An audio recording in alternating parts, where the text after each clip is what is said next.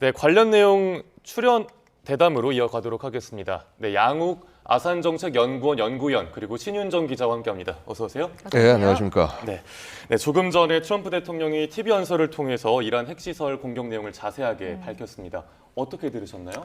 역시 그 트럼프 입장에서는 이번을 놓칠 수 없는 기회라고 판단한 것이 아닌가 생각이 되고요.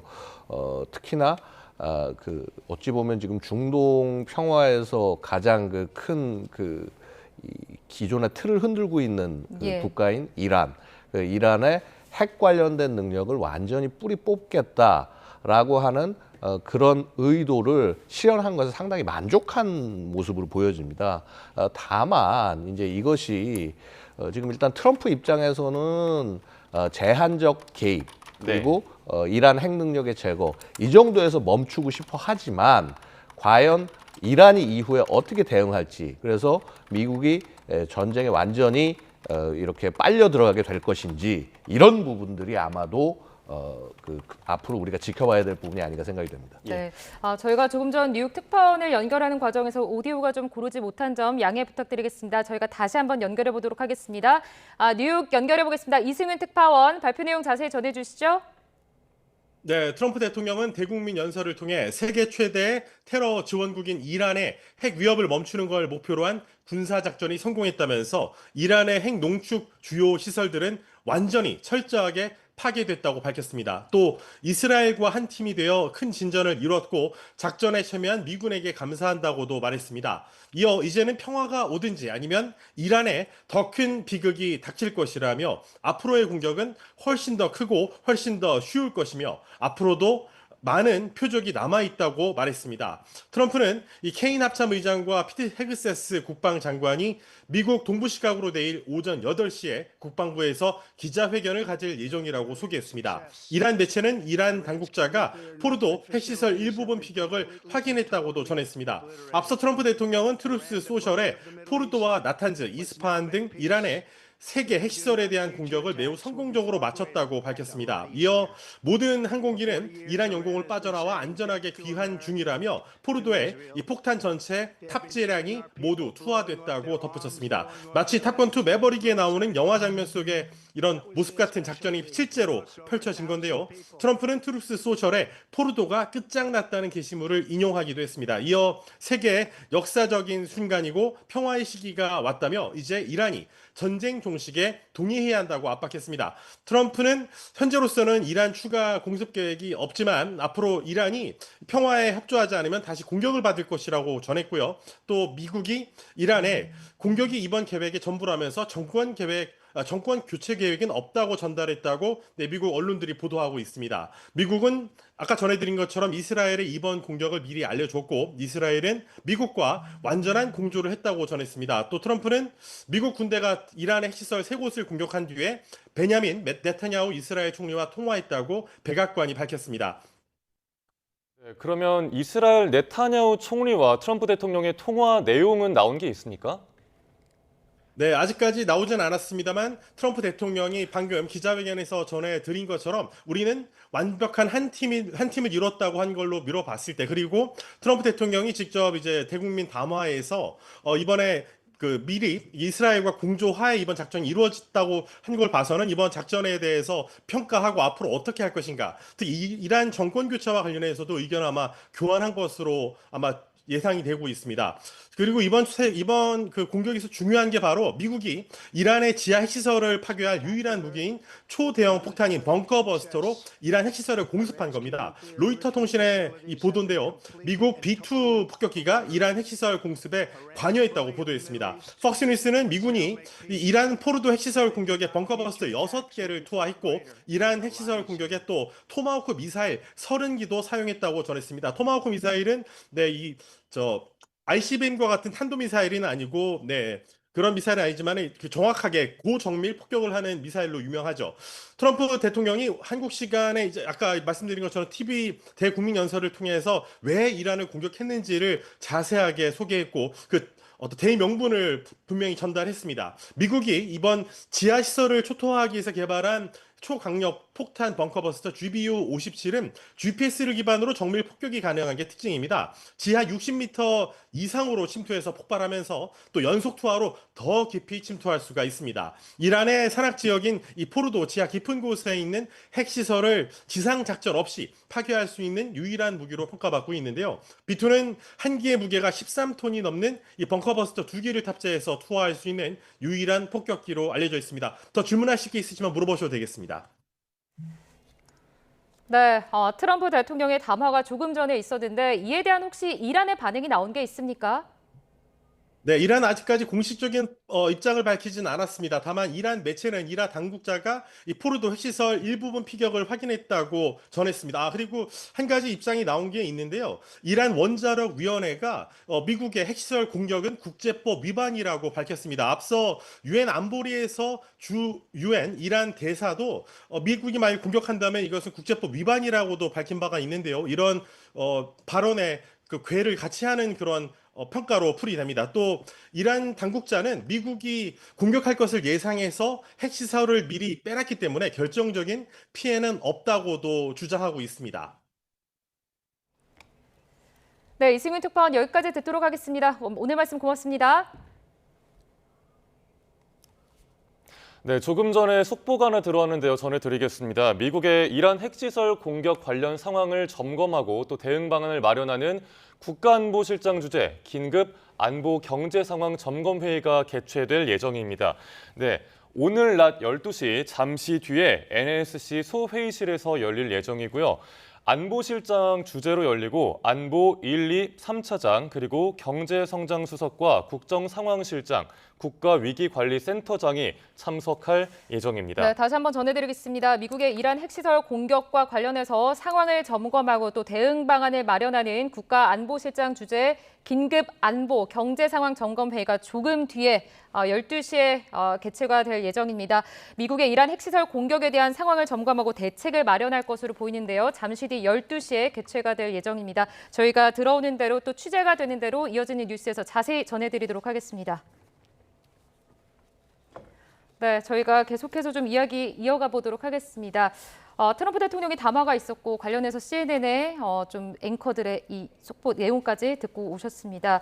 추가적인 좀 이란의 대응 반응이 있었습니까? 네, 지금 한 줄짜리 짤막한 속보가 전해졌는데요. 이란의 원자력위원회가 미국의 공습에도 핵 활동을 중단하지 않을 것이다라는 발표가 속보로 전해지고 있습니다. 트럼프 대통령이 조금 전 기자회견을 통해서 대국민 담화를 통해서 이란을 향해 평화가 아니면 훨씬 더 큰 비극을 맞닥뜨릴 것이다 이렇게 경고성 발언을 했지만 네. 곧바로 나온 보도가 핵 활동을 중단하지 않을 거다 이렇게 해서 조금 긴장을 높인 상황인데요. 네. 이란은 앞서 이승윤 특파원이 지적한 것처럼 미국이 직접 이번 분쟁에 개입을 한다면 중동에 있는 미군 기지 등에 대해서 보복 공격을 할 거다 이렇게 예고를 해온 상황입니다. 이에 따라서 또 추가적인 공격에 나설지 그리고 드론과 미사일 공격을 조금 더 강화할지 이런 부분에 대해서 조금 더 지켜봐야 할 것 같습니다. 그리고 또 추가로 또 저희가 지켜봐야 할 것이 또 이란의 지원 세력이죠. 후티 예. 반군이 이스라엘의 작전에 미군이 합류하면 홍해에서 또 미국 선박에 대해서 공격을 재개하겠다 이런 경고까지 나온 상황에서 약간 전면적 양상으로 충돌하는 미국과 이란의 충돌로 번지는 모습을 확인할 수 있습니다. 네, 이렇게 해서 중동의 긴장감이 계속 고조가 되고 있습니다. 이번 이란 핵시설 세 곳이 이란의 핵심적인 시설들로 평가를 받는 곳인데 트럼프 대통령이 그 포르도를 아예 끝장냈다라는 표현을 써서 설명을 했더라고요. 그 이번에 사용된 슈퍼 벙커버스터 뭐 어떤 무기이고 어떤 위력이 있는 건지 한번 자세히 짚어주시죠. 예, 이 슈퍼 벙커버스터는요. 일단 무게가 엄청나게 무겁다라고 하는 것으로 유명합니다. 아마 폭탄 중에서 가장 무거운 것 중에 하나라고 평가할 수 있고요. 무게가 한 13.6톤, 거의 14톤 가까이 되는 폭탄입니다. 특히 이 폭탄에 보고 있으면은 사실 뭐 폭탄이 한 뭐 13톤 정도 되니까 한 뭐 폭약 무게가 한 10톤 정도 되는 거 아니야? 이렇게 생각할 수 있는데 실제 폭약 무게는 한 2.7톤 정도밖에 안 됩니다. 그러니까 나머지는 굉장히 단단한 관통자, 즉 굉장히 강력한 합금으로 되어 있어서 이것이 이 집안 굉장히 뭐 예를 들어서 안반으로 된 집안이라도 충분히 뚫고 내려가서 지하까지 내려가는 거죠. 네. 그래서 원하는 깊이까지 내려간 다음에 거기서 폭약을 터트려서 그 안에 있는 그 안에 있는 것들을 경멸하는 그런 능력을 가졌습니다. 그래서 그냥 사실 이게 일반 벙커버스터가 아니라요.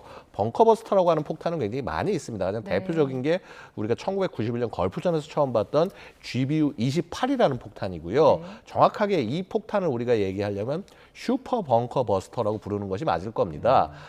정식 명칭은 MOP, Massive Ordnance Penetrator. 이름에서 아시다시피 관통을 중심으로 해서 만들어진 엄청난 자신의 무게로 관통을 해서 지하 시설을 파괴하기 위해서 만들어진 폭탄이고요. 네. 관통 능력은 자연 안반 같은 경우는 200에서 300m 정도. 그다음에 강화 콘크리트는 60m까지 이렇게 관통을 할 수가 있습니다. 예. 그래서 이게 사실 우리가 알고 있던 일반 벙커버스터와 슈퍼 벙커버스터의 차이가 바로 여기에 있다라는 거죠. 그래서 보시면은 그 일반 벙커버스터가 사실 이제 관통이 한 2-30m 정도 안반에선 네. 그다음에 그 콘크리트에서 강화 콘크리트에서 6m 정도에 불과한데 그것의 10배가 되는 관통 능력을 가진 폭탄입니다. 그러다 보니까 이 포르도 시설 자체가 지하에서 한 80에서 90m 정도에 위치하고 있는 것으로 추정을 하고 있고요. 뭐 여러 가지 것들을 감안했을 때 슈퍼 벙커버스터면 충분히 거기로 관통에 들어갈 수 있고 특히 저기에 2발 이상 이렇게 투발을 하고 명중시켰을 경우에는 네. 시설 자체를 거의 무너뜨릴 수 있지 않나 이렇게 추정하고 있습니다. 그렇다면 이제 산악지대 깊은 곳에 이런 핵 관련 지하 시설을 좀 그러니까 초토화하기 위한 이런 목적으로 개발이 됐고 정밀 타격하는 무기로서는 가장 좀 강한 무기라고 지금 봐야 됩니까? 그렇죠. 왜냐하면 이제 일단 존재하는 무기가 있어서, 만약에 예. 핵무기를 쓰지 않는 않는다면 선에서, 예. 그렇다면은 이렇게 해서 그 어떤 관통을 목적으로 공격할 수 있는 무기 중에 이것이 가장 강력합니다. 원래 이 슈퍼벙커버스터는 2013년에 처음 전력화가 됐고요. 애초에 이 슈퍼벙커버스터가 만들어진 것도 이란이나 북한 같이 이렇게 핵 개발을 지하에서 하는 이런 국가들을 이런 무기를 파괴하기 위해서 만들어진 것이고요. 즉 등장한 지 12년 만에 자신의 목적을 위해서 실전 사용이 된 것이다. 이렇게 평가할 수 있습니다. 네, 그렇군요. 자, 이제 기자님께 좀 여쭤보도록 하겠습니다. 트럼프가 2주간의 이란에 시간을 주겠다고 지난 19일에 발표를 했거든요. 네. 그런데 지금 생각보다 굉장히 빠르게 지금 공격이 이루어졌습니다. 이 배경을 좀 어떻게 봐야 됩니까?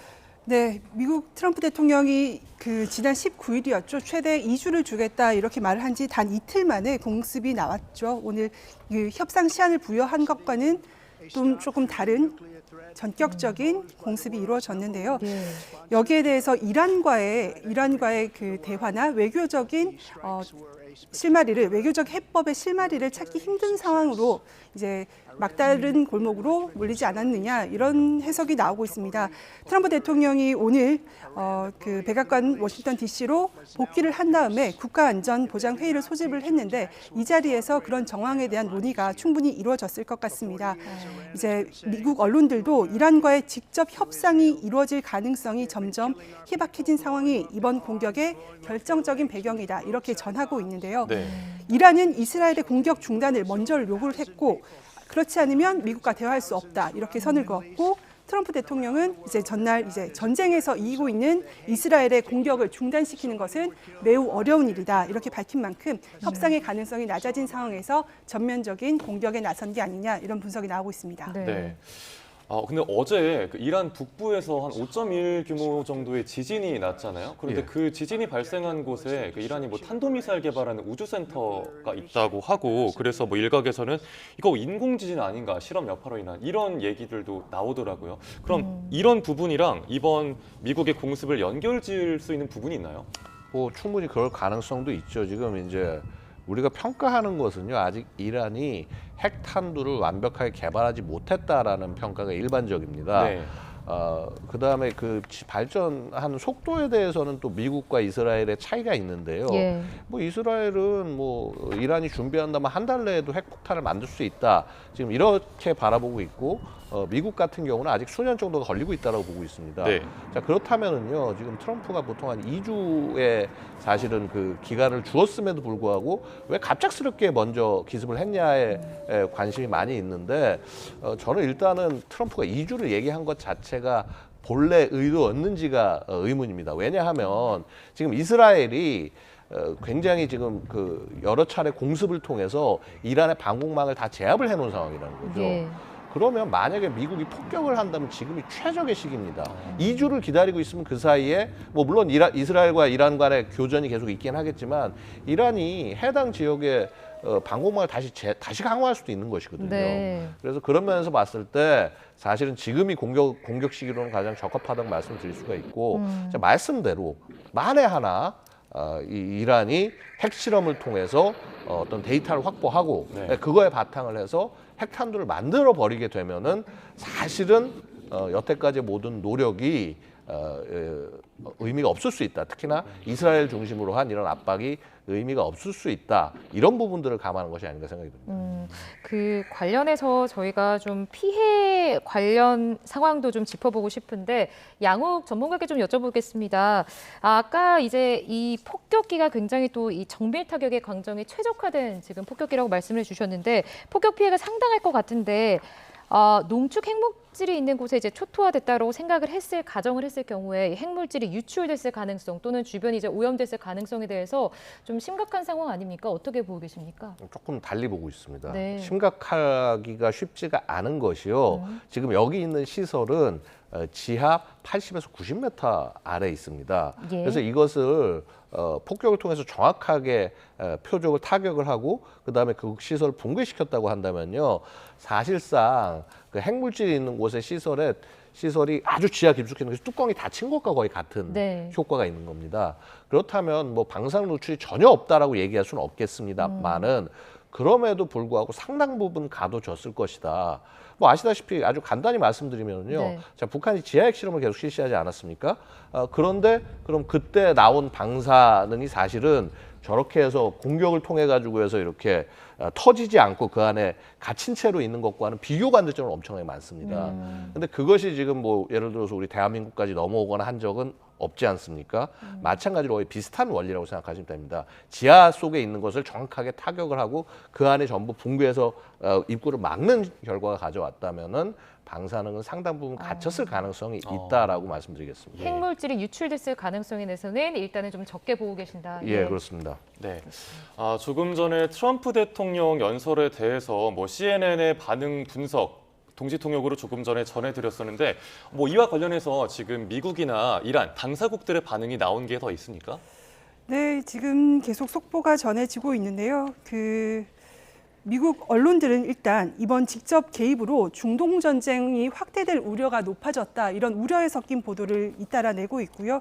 그리고 제가 조금 전에 말씀드렸던 것처럼 네타냐후 이스라엘 총리가 이제 기자회견을 통해서 입장을 밝혔는데 이번 미국의 공격 결단은 역사를 바꿀 대담한 결정이라면서 감사를 표했다 이런 보도도 나오고 있습니다. 그리고 이란은 아직까지 공식적인 입장을 추가로 내놓고 있지는 않는데 네. 미국의 공습에도 핵 활동을 중단하지 않겠다라고는 밝혔지만 방금 양욱 위원께서 말씀을 하신 것처럼 이제 대표적인 시설 세 곳에 대해서 오늘 트럼프가 완전히 그리고 전면적으로 파괴를 했다. 그리고 주요 핵시설 키라고 하면서 중요한 핵시설 세 곳에 대한 공격이 완전하고 전면적으로 이루어졌기 때문에 이런 공격들은 매우 어려웠지만 성공을 했다고 밝힌 만큼 이란으로서도 더 이상 이제 핵시설을 어떻게 가동할지 얼마나 전력이 남아 있는지 이런 것들을 정비하고 또 이제 향후 대응 방안을 정리하는 데는 조금 더 시간이 필요한 것으로 보입니다. 지금 관련해서 이제 트럼프 대통령이 담화가 있은 이후에 주요국들의 좀 반응까지 좀 짚어봤는데 이란의 선택에 대해서도 좀 주목이 되는 상황입니다. 반격에 나설까요? 어떻게 보세요? 반격을 할 수 있는 수단이 많지는 않아요. 네. 그러니까 당장 지금 이란이 직접 미국 본토를 공격할 수 있는 뭐 예를 들어서 미사일이라든가 이런 것들이 있냐 전혀 그렇지 않습니다. ICBM 같은 것들 예, 본토를 거기까지. 직접 이제 공격할 가능성은 없다. 자, 네. 그렇다면은 이 이란이 할 수 있는 선택은 예를 들어서 이런 거죠. 이 중동 지역에 전진 배치되어 있는 미군들을 표적으로 해서 공격을 가하거나 혹은 중동 내에 있는 꼭 미군이 아니라 미국민들이 많이 모여 있는 시설 혹은 미국 관련된 회사 이런 곳에 대한 어떤 공격들 같은 것도 충분히 가능하고요. 특히나 생각할 수 있는 것 중에 하나는 우리한테 직접적으로 영향을 줄 수 있는 것 중에 하나가 뭐냐면 호르무즈 해협의 봉쇄입니다. 그래서 이런 것들을 통해서 이제 거의 무차별적인 공격을 가하게 된다면은 사실 이거는 또 전쟁이 완전히 새로운 양상으로 바뀌게 될 수도 있다라는 거죠. 그래서 제가 아까 잠깐도 말씀드렸습니다만 트럼프의 의도는 굉장히 제한적 개입이었을 겁니다. 이스라엘이 굉장히 설득을 했을 거예요. 자, 이번 기회가 아니면 이란은 이제 완전히 핵을 갖게 될 수 있다. 과거 너희 북한 그렇게 내비로 둬가지고 해서 지금 북한이 핵무장하지 않았느냐. 자, 지금 우리 이번에 하는데 공습, 특히 포르도를 지역한 이쪽 지역 공습을 너희가 도와준다면 이란의 핵 능력을 완전 제거할 수 있다. 아마 그런 의도를 갖고 제한적인 그 타격을 한 거라고 보고요. 사실 미국이 본격적 타격을 했다면 이런 정도에 끝나지 않습니다. 엄청나게 많은 전투기와 항공기들이 들어가서 작전을 했을 것이고요. 그래서 네. 굉장히 미국 입장에서는 제한적 타격이라고 했는데 이란 입장에서는 어떠냐면 자기들의 가장 핵심 역량을 공격을 하고 무너뜨리게 된 것이거든요. 그렇다면 지금 이 호메이니 정권이 살아남으려고 한다면은요, 어떤 식으로든 자기도 저항했다라고 하는 성과를 내 보여야 됩니다. 이를 위해서 다양한 접근이 일어날 수 있는데, 자, 문제는 뭐냐면 사실 이란이 그동안 어떻게 보면 우리가 저항의 축이라고 불러오던 예. 그런 테러 집단들을 활용해서 그간 중동 지역에 자신의 영향권을 넓혀왔단 말이죠. 그렇죠. 그런데 2023년 10월 하마스 공격 이후로 이스라엘이 바로 이 저항의 축들을 전부 하나하나 공격을 하고 다녔습니다. 그러니까 한마디로 이란의 손발을 다 끊어놓은 상황이기 때문에 아마도 이란이 그렇게 간접적 공격을 하는 부분에 있어서는 굉장히 많은 제한이 있을 것으로 보이고요. 아마 이제 뭔가 하려고 한다면 자기들 스스로 나서는 모습을 보여줘야 할지도 모릅니다. 그렇기 때문에 지금 우리가 중동 지역에 조금 걱정이 우려가 되는 것이 뭐 호르무즈 해협 봉쇄, 그다음에 중동 친미 국가들이 있는 이 중동 국가들에 대한 공격, 이런 것까지 같이 결합이 돼서 되어버린다면 중동 전체가 완전히 이제 그야말로 중동 세계전이 되는 그런 모습이 될 수도 있고요. 네. 그래서 이것을 일어나지 않도록 하는 것이 아마도 굉장히 중요할 것이다라고 생각이 됩니다. 네. 위원님께서 호르무즈 해협에 대한 봉쇄를 봉쇄, 예. 압박할 가능성이 있다고 언급을 하셨는데요. 실제로 미국 언론들도 이 가능성에 대비해서 미국 당국자들이 대책 마련에 나섰다, 이런 보도를 현지 시간 19일 정도에 하고 있습니다. 네. 호르무즈 해협은 이란의 앞바다에 있는 저렇게 아주 폭이 좁은 해협인데, 지도에서 보시는 것처럼 사우디아라비아나 이제 또 이란, 이런 주요 산유국들의 석유가 저 좁은 길을 통해서 다 통과를 수출을 해야 합니다. 그런데 저 가운데서도 이제 대형 유조선, 그 많은 기름을 실은 대형 선박들이 지나갈 수 있는 곳은 이란 영해에 해당하는 곳을 건너야 하기 때문에 중동 지역에서 분쟁, 이런 우려가 고조될 때마다 이란이 하나의 카드로, 압박하는 카드로 이제 언급하고 있는 것이 바로 호르무즈 해협을 봉쇄하겠다, 이런 그런 것을 예고하고 있기 때문에 이번에도 이란이 호르무즈 해협에 대해서 명확하게 어떻게 하겠다, 이렇게 그 예시를 할 수 있고요. 네. 그리고 지금까지는 늘 이렇게 호르무즈 해협을 봉쇄하겠다 예고를 했지만 한 번도 전면적으로 봉쇄한 적은 사실 없습니다. 예. 협상의 카드로만 활용하고, 단지 이제 조금 더 우려되는 지점이 어떤 지점이냐면 그 주변을 지나는 미 해군 함정을 공격할 수 있는 기뢰를 부설을 해서 기뢰를 설치해서 미 해군 함정에 대한 그 공격을 방해하거나 직접적인 공격에 가담할 수도 있고, 또 이런 호르무즈 해협에 대한 봉쇄 위협만으로 전 세계의 경제나 그리고 이런 전략적 요충지로서의 이런 중요성이 있기 때문에 세계가 들썩할 수 있는 상황을 이란도 고려할 수 있다, 이렇게 분석되고 있습니다. 네. 지금 이렇게 두 분께서 말씀을 해주신 이 호르무즈 해협 봉쇄가 좀 아니길 바라지만 그렇게 봉쇄가 된다면 우리나라에도 지금 타격이 굉장히 클 걸로 보이거든요. 그렇죠? 어떤 이제 영향이 올 거라고 보세요? 일단 과거를 한번 생각해 보시면요, 이란과 이라크가 거의 그 8년, 9년 동안 전쟁했던 이란 이라크 전쟁 때 이 호르무즈 해협 봉쇄가 1985년인가 아마 80년대 중반에 있었던 적이 있습니다. 이때 우리 그 우리 유조선이 공격을 받아서 격침된 사례가 있어요. 자, 그렇듯이 이게 이 공격이 시작이 되면 이쪽에 지나가는 유조선이나 뭐 아마 상선보다는 유조선이 가장 큰 걱정거리일 겁니다. 네. 이렇게 해서 공격을 받게 되면 당연히 뭐 유가, 뭐 기름값 이런 거 다 영향이 곧바로 갈 수밖에 없겠죠. 그런 측면들도 있고, 특히나 이렇게 이 전쟁이 일어나고 이렇게 상황이 안 좋아지면 국제 공급망 자체가 꼭 이 유류뿐만 아니라 전반적인 공급망 자체가 혼돈이 일어나기 때문에 아무래도 국민 경제에는 좋지 않은 영향을 미칠 수밖에 없을 겁니다. 네. 뭐 이런 상황들을 점검하고 또 가능성에 대비하는 안보 경제 상황 점검회의가 잠시 뒤에 열릴 예정이고 그 내용도 이어지는 대로 전해드리겠습니다. 이번에 그 미국이 공격에 나섰는데 근데 그 전에 트럼프 대통령이 왜 대선 공약에서는 외국 분쟁에 개입하지 않겠다라고 했었어요. 근데 그걸 어긴 셈이 됐고 그럼 이번 이란 공격과 트럼프 대통령의 대국민 담화에 대해서 미국 내에 좀 반발이나 후폭풍도 있지 않을까요? 그렇습니다.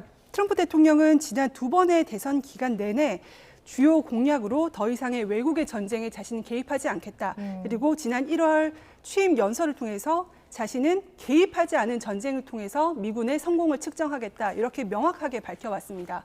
그리고 이제 마가 진영이라고 하죠. 주요 핵심 지지층에서도 이제 이전 정부와 차별화되는 지점으로 더 이상 외국의 전쟁에 개입하지 않겠다. 그리고 미국 자국의 이익을 우선하는 트럼프에게 강력한 지지를 보내왔던 게 사실입니다. 그리고 최근 이어진 여론조사에서는 미국 공화당 지지자뿐만 아니라 지난 대선에서 트럼프를 지지했던 미국 국민들조차 절반 정도는 이번 미국의 공격 가담에 지지하지 않는다, 반대한다는 의사를 명확하게 밝혀왔습니다. 그리고 이제 보수 성향의 이제 논평가 그리고 그 트럼프 주변에 있는 고문들 중에서도 이제 미국의 개입이 이런 지지층을 배신하는 일이 될 수 있다. 이런 비판을 끊임없이 지적을 해왔기 때문에 미국 트럼프 대통령의 이번 개입에 대해서 미국 내 여론도 조금 더 그 찬반 양론이 커질 것으로 보이고요. 그렇기 때문에 그 트럼프 대통령이 조금 전 기자회견에서 그런 공격의 정당성을 강조하기 위해서 제일 먼저 이런 목표를 이란 핵 농축을 파괴하고 이제 테러 지원국의 핵 위협을 중단시키는 거다. 이렇게 말을 시작을 했기 때문에 명확하게 어떤 위협에 대응하기 위해서 이루어졌던 거다. 이런 당위성을 강조하는 모습을 보기도 했습니다. 네, 그렇죠. 조금 전에 이제 트럼프 대통령이 담화에서 미국의 공격 목표는 이란의 핵 농축 능력 파괴와 또 위협을 중단하는 것이다. 이렇게 사전에 이제 언급을 한 바 있습니다. 자, 관련해서 좀 이스라엘에 대한 입장도 궁금한데요. 이번 공격 관련해서 미국과 완전한 조율을 이뤘다 이렇게 밝힌 바 있는데 이스라엘 이란 공격에 대해서 앞으로 좀 어떻게 전개가 될 거라고 보십니까? 뭐 이스라엘 입장에서는 계속 이란을 이번 기회에 완전히 이란의 군사를 공격 능력을 붕괴시키는 데까지 나갈 가능성이 지극히 높습니다. 왜냐하면 이제 이 공격 자체가 보시면은 이란의 반응, 그러니까 우리 2024년 작년을 생각해 보면요, 이란하고 이스라엘 간에 서로 어떤 교전이 있었는데 그때는 그렇게 크진 않았어요. 그래서 서로 어떻게 보면 제한된 목표, 즉 군사 시설에 대한 공격만을 했는데 이번에 보고 있으면은 이란이 특히 이스라엘의 민간인 지대를 향한 무차별 공격을 감행하면서 사실은 이미 그런 전쟁의 어떤 제한된 선을 넘어선 상황이라는 겁니다. 그렇다면 이스라엘 입장에서는 당연히 이란의 군사적 능력을 완전히 제거하는 데 목적을 두고 전투를 수행할 수밖에 없을 겁니다. 왜냐하면 그렇지 않으면 계속적으로 저렇게 미사일 공격 등 여러 가지 공격을 받을 수밖에 없는 상황이기 때문이죠. 자, 그렇게 된다고 한다면 사실 장기화될 가능성도 존재하고요. 문제는 이제 이겁니다. 과연 이스라엘이 그렇게 장기적으로 전쟁을 수행할 능력이 있을 것이냐. 지금 생각해 보면 사실은 지금 이미 하마스와의 전쟁, 그다음에 헤즈볼라 경멸 작전 등을 통해서 이스라엘이 굉장히 오랜 기간, 거의 뭐 2년 가깝게 지금 전쟁을 수행을 해오고 있는데, 자, 여기에 전선을 하나 이란까지 늘려서 가는 것이 과연 가능하겠느냐. 자, 이런 의문도 있을 것이고요. 결국은 이게 미국이 얼만큼 지원을 해줄 수 있냐에 달려 있는데, 자, 이번에 공습에서 볼 수 있듯이, 자, 미국이 이제 사실 실제로 타격에 참가를 한 거죠. 공습에 참가를 한 거니까. 그렇죠. 이건 뭐냐면 이제 이스라엘의 이란 공격을 앞으로 계속 지원하겠다는 의사와 거의 같은 것이고요. 그렇다면 이스라엘로서는 이 전쟁을 계속 수행해 나갈 어떤 중요한 지원을 확보한 셈이 되는 것이죠. 네, 그럼 이제 미국, 이스라엘과 이란의 구도로 이제 좀 굳어지는 모습인데, 이란 같은 경우에는 뭐 섞어 쏘기를 해서 그 이스라엘의 뭐 아이언돔을 파괴했다고 하고, 근데 그러는 동안에 뭐 미사일 재고가 많이 떨어졌다라고 하는데, 그럼 장기전으로 이어진다면 이란에게 좀 더 불리한 양상으로 흘러가게 될까요?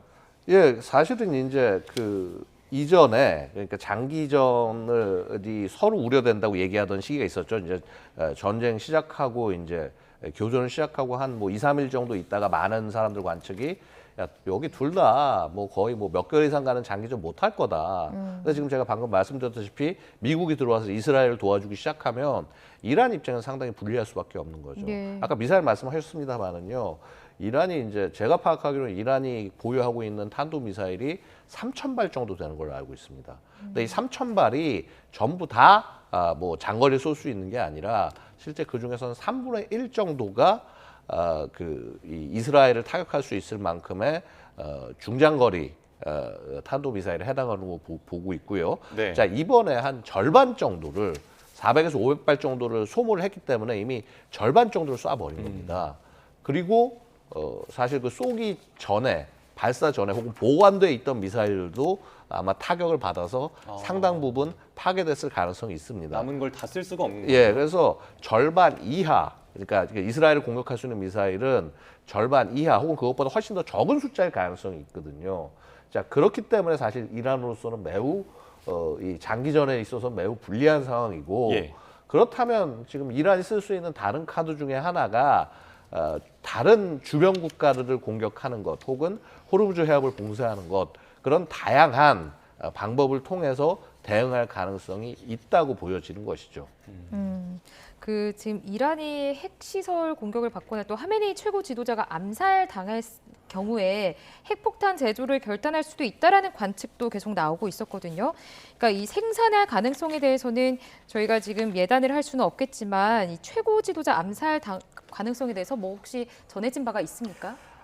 그 하메네이와 관련해서 그 오늘 전해진 소식은요. 예. 하메네이 그 이란 최고 지도자가 자신을 이을 후계자 3명을 지정을 했다. 이런 소식이 오늘 아침에 전해졌었습니다. 네. 그 중에서 이제 지금까지 그 후보로 거론됐던 하메네이 지도자의 아들은 포함이 되지 않았다. 뭐 이런 얘기까지 있었는데요. 이렇게 암살 위협을 받고 있기 때문에 이제 후보자를 좀 서둘러서 지명한 게 아닌가 이런 그 보도가 나오고 있는데요. 오늘 이제 뉴욕 타임스의 보도였는데 자신이 암살될 경우에 대비해서 후보자 3명을 이제 지명을 했는데 네. 이것을 이제 보통 이란에서는 최고 지도자를 선출하는데 보통은 몇 달이 걸리는데 이번에 그 국가 지도자 운영 회의라는 전문가 회의, 여기는 이제 이란의 국가 최고 지도자를 선출하는 성직자 기구인데요. 이곳에다가 이렇게 후계자로 임명하라고 지시를 했다는 것은 이제 이런 공격에 대비해서 암살 가능성을 그 생각을 해서 이런 움직임을 이런 지시를 한 게 아닌가 이런 그 가능성이 거론되고요. 그리고 네. 이제 부자 세습 가능성은 이제 아들이 후보군에서 빠지면서 이제 조금 낮아진 상황입니다. 네. 그래서 그 유력한 후계자로 꼽혔던 그 전 대통령 같은 경우에도 이제 사망을 했고 그렇기 때문에 조금 이제 후보군이 다른 사람으로 3명으로 좁혀졌고요. 지금 하메네이는 이제 공습을 피해서 지하 벙커에 은신하고 있는 것으로 알려지고 있잖아요. 근데 이제 살해될 가능성을 인식하고 있고 또 그럴 경우에서 이제 이것을 순교로 받아들일 것이다. 이렇게 해서 약간 대비한다는 느낌도 외신을 통해서 볼 수 있습니다. 네. 그 하메네이 최고 지도자 암살에 관련돼서 이제 후계자 3명을 지정했다라는 외신의 보도를 지금 설명을 해주셨는데 실제로 여기까지 좀 염두를 해둔다면 실제로 이란이 핵무기를 생산을 할 가능성에 대해서는 전문가님은 어떻게 보세요? 글쎄요, 뭐 일단 생산 가능성은요. 이미 사실 물질은 다 확보를 하고 있죠. 그렇죠. 근데 이제 그거 남은 물질이 이번 공습에서 정말 제거가 된 것인지 아니면 이란이 주장한 대로 어디 다른 곳에 또 보관을 해서 안전한 것인지는 알 수가 없는 상황입니다. 그러나 하여튼 일단 물질이 있다고 한다면 이 물질을 이 핵탄두 형태로 바꾸는 것이 중요한데 그래서 제가 아까 말씀을 드렸던 겁니다. 이게 핵 실험을 해서 이 탄두가 작동 가능한 것이 확인이 되어야 양산으로 넘어갈 수가 있는 것이고요. 네. 만약에 핵실험을 했다고 한다면은 그리고 그 자신들이 원하는 결과가 나왔다면은 그 설계 사양에 맞춰서 양산을 시작을 할 것이고요. 만약에 그런 것이 이번에 뭐 시험이 없었다. 뭐 혹은 실험 결과가 충분치 않았다라고 한다면은 양산이 어려워질 수 있겠죠. 네. 그래서 우리도 보면 뭐 일부 뭐 핵무장론자들 뭐 한국에서 주장하시는 분들이 뭐 한국도 무슨 뭐 한 6개월에서 뭐 1년이면 핵무장 가질 수 있다. 그렇게 쉬운 게 아닙니다. 그러니까 이 임기 핵폭발을 일으키는 거는 그렇게 짧은 기간에 할 수 있습니다만 이것을 핵무기에 그러니까 이 미사일이나 이런 탑재할 만큼 소형화하고 경량화하는 것은 그것은 사실 엄청난 노하우가 필요하고 뭐 수만 번의 실험을 통해서 결과를 낼 수 있는 것이라고 말씀드리겠습니다. 예.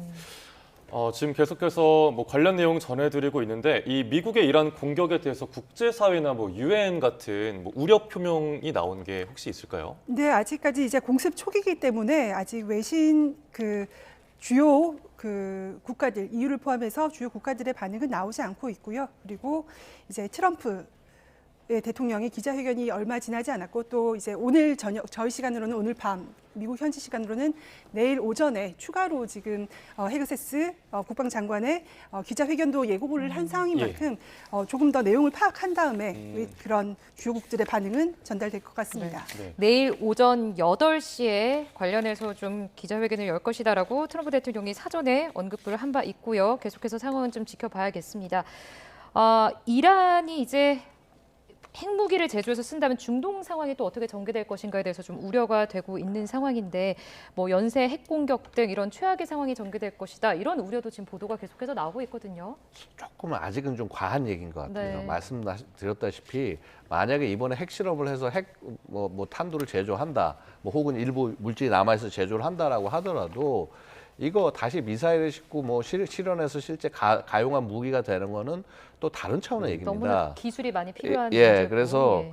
결국은 이제 그런 과정들이 아무리 빨라도 수년 정도 걸릴 수가 있는 일이기 때문에 그래서 당장 이란이 핵 공격을 가능하다.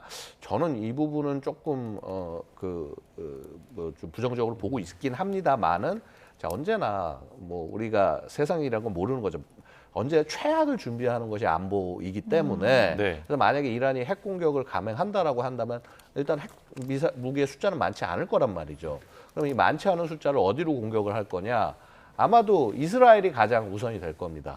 그렇게 해서 이제 쭈루룩 공격이 되면서 중동은 그야말로 최악의 상황을 맞이할 수 있고 아시다시피 지금 우리 에너지 상당 부분이 결국은 이 원유에 의존하고 있기 때문에 중동 지역에서의 전쟁, 뭐 특히나 핵 전쟁으로 인한 어떤 원유 확보에 문제가 발생한다면 뭐 그거는 전 세계적인 재앙이 될 수밖에 없을 것이다. 사실 그런 의미에서 본다면 이란의 핵 능력을 더 실제 능력을 갖기 전에 싹 제거하는 것도 하나의 그 굉장히 중요한 방책이다라고 아마 트럼프가 생각했을 가능성이 높다고 생각합니다. 네. 조금 전에 신윤정 기자가 전해준 내용 중에 그 하메네이 최고 지도자가 후계자 3명을 지목을 했다고 밝혔습니다. 그런데 미국은 이란의 정권 교체 계획까지는 없다라면서 선을 그었는데 그렇다면 미국이 그 후보자로 지목된 3명에 대해서 또 타깃으로 삼을 수 있지 않을까요? 자, 일단은 이 과정에서 지금 이 전반적 과정에서 미국은 약간 좀 온화한 입장을 상대적으로 이스라엘에 비해서 온화한 입장을 보이고 있습니다. 마치 우리가 뭐 이렇게 뭐 범인 취조할 때 굿캅, 배드캅이라고 얘기하지 않습니까? 그래서 이 배드캅의 역할을 이스라엘이 해왔고 굿캅의 역할을 미국이 하는 듯 보였습니다만은 워낙 이란의 태도가 강경하니까 결국 미국까지 다시 나서게 된 상황이죠. 네. 자, 지금 다시 얘기로 돌아가서 후보자 3명에 대한 참수 작전의 가능성, 이것은 미국이 할 가능성은 저는 없다고 봅니다. 되려 이건 이스라엘이 할 가능성이 높겠죠. 마찬가지로 호메니에 대해서도 이스라엘이 이를 제거할 것이냐 아니냐가 더 중요한 관건이 아닌가 생각이 됩니다. 네. 자, 신윤정 기자께도 좀 관련 내용 좀 짚어보도록 하겠습니다. 조금 전에 저희가 트럼프 대통령의 이란 공격 관련해서 대국민 담화와 또 현지 언론은 어떻게 평가를 하고 있는지 CNN의 방송 상황까지 보고 왔는데요. 관련해서 좀 자세히 좀 짚어주시죠. 네, 일단 제가 조금 전에 그 주요국들의 반응을 여쭤보셨는데요. 지금까지 그 주요 반응이 전해지진 않았다고 말씀을 드렸는데 유엔 총장명의 성명은 하나가 나온 게 있어서요. 조금 전에 나왔습니까? 네, 이것부터 먼저 전해드리면 유엔 총장 안토니오 구테르스 유엔 사무총장이 이제 미국의 이란 핵 시설 공습이 나온 직후에 성명을 내고요. 심각한 우려를 표한다. 국제 안보를 직접 위협한다. 이런 것에 대해서 심각한 우려를 표한다고 말씀입니다. 조금 더 자세히 설명드리면 미국이 이란에 대해 무력을 사용한 것에 대해서 심각한 우려를 표한다. 미국의 무력 사용에 대해서 심각한 우려를 표한다. 이렇게 말을 했고요. 그리고 이 분쟁이 급속히 통제 불능 상태로 빠질 위험이 커지고 있다며 이것은 민간인은 물론 해당 지역과 그리고 나아가서 전 세계에 재앙적인 결과를 가져올 수 있다고 지적했습니다. 그러면서 회원국들이 이 긴장을 완화하고 유엔 헌장과 기타 국제법 규범에 따른 의무를 준수할 것을 촉구한다라고 강조를 했습니다. 네. 그리고 미국 현지 언론들은 이제 그 공격이 휴전이냐 전면전이냐 어디로 흘러갈지 이런 것에 대해서 굉장히 지금 촉각을 곤두세우고 있는 모습입니다. 트럼프 대통령이 이제 강경한 그런 기자회견이 끝나고 나서 특히 미국 정치권에서 벌써 공방이 거세지고 있는데요. 옳은 결정이다, 아니다, 우리의 싸움은 아니다 이렇게 양분된 엇갈린 반응이 계속해서 보도가 되고 있습니다. 트럼프 대통령과 같은 공화당은 대체로 이제 공습을 지지하고 있으면서 또 미국의 대외 개입을 반대하는 일부 공화당 인사 그리고 민주당 내에서는 비판이 쏟아지고 있습니다. 미국 내 이제 의원들은 X 이런 소셜 미디어를 통해서 자신의 입장을 계속해서 올리고 있는데요. 공화당 소속의 마이크 존슨 하원 의장은 X에서 이란에서의 군사 작전이 트럼프 대통령과 관련해서 트럼프 대통령이 하는 말은 진심이라는 점을 우리 적들과 동맹국들에게 분명히 상기시키는 역할을 할 것이라고 의미를 부여했습니다.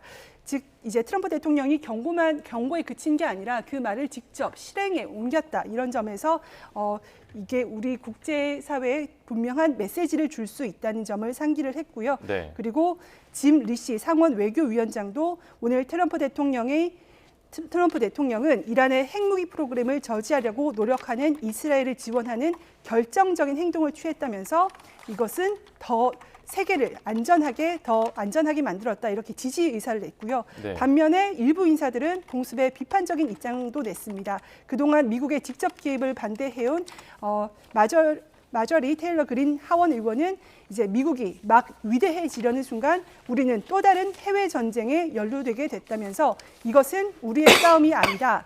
평화가 답이다라고 적었고요. 그리고 토마스 메시 하원 의원도 헌법에 어긋난다 이렇게 분명하게 지적하면서 미국 내 정치권에서도 이번 공습에 대해서 찬반 양론이 지금 거세게 일고 있는 상황입니다. 네. 트럼프 대통령 담화 이후에 안토니스 구테우스 유엔 사무총장의 입장이 나왔습니다. 미국의 무력 상황에 대해 심각한 우려를 표한다는 입장을 표명했다는 소식 관련해서 좀 신유정 기자가 짚어주셨습니다. 미국 내에서도 굉장히 의견이 분분한 상황이고요.